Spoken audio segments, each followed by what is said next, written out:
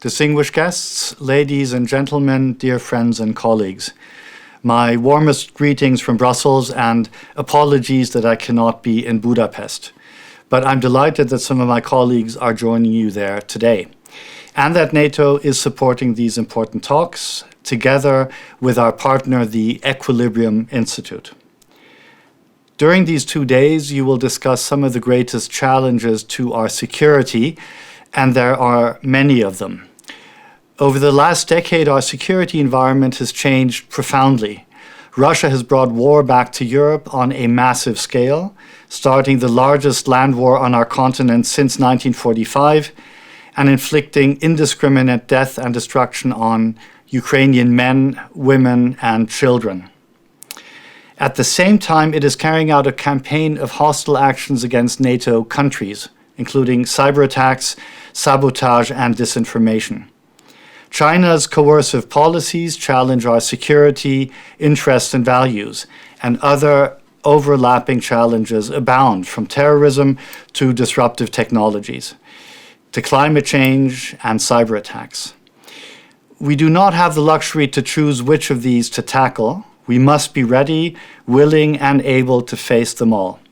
That's what NATO is doing, and it was what we pledged to continue doing when NATO leaders gathered in Washington this summer to mark the 75th anniversary of our transatlantic alliance. At the summit, we took further steps to ensure our security in 3 important ways: by supporting Ukraine, by strengthening our own defenses, and by stepping up on our partnerships. So let me briefly touch on each of these. First, we confirmed our unwavering support for Ukraine as its people heroically defend their freedom and democracy. We agreed a substantial financial pledge, more military support, bilateral security agreements, and a new NATO command to coordinate our training and security assistance. All of this builds an irreversible path to membership, because Ukraine's future is in NATO, and because Ukraine's security matters for our security. So we must ensure that Russia does not reap the rewards of this illegal war. Second, we continue to strengthen our own deterrence and defense. Today, we have 500,000 troops on high readiness across the alliance, tens of thousands of combat-ready troops protecting our eastern flank, including here in Hungary. And we have agreed the most robust defense plans since the Cold War. 2/3 of NATO allies today are spending at least 2% of GDP on defense, a record number.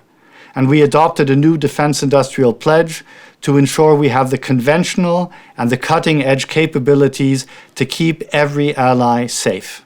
Finally, we agreed to further step up our partnerships with the European Union, with our Indo-Pacific partners in our southern neighborhood, and in the Western Balkans, a region of strategic importance to the alliance that is on Hungary's doorstep.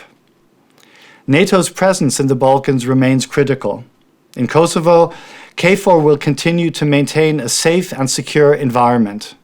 Regarding the institutions in Kosovo, we will push back on uncoordinated actions that could create tensions.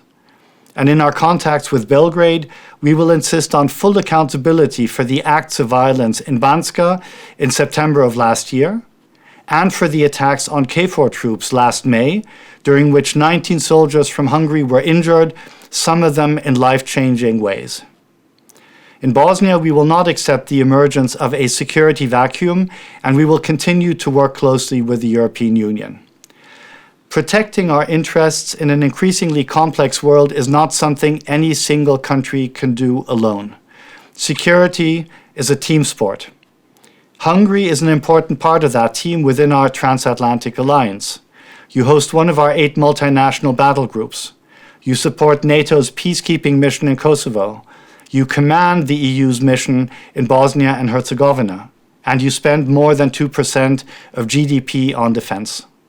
All of this matters for our security, and all of it matters for our transatlantic unity. So let me end by wishing you a successful conference. I look forward to hearing your ideas on how to ensure security in a more uncertain world. Thank you very much.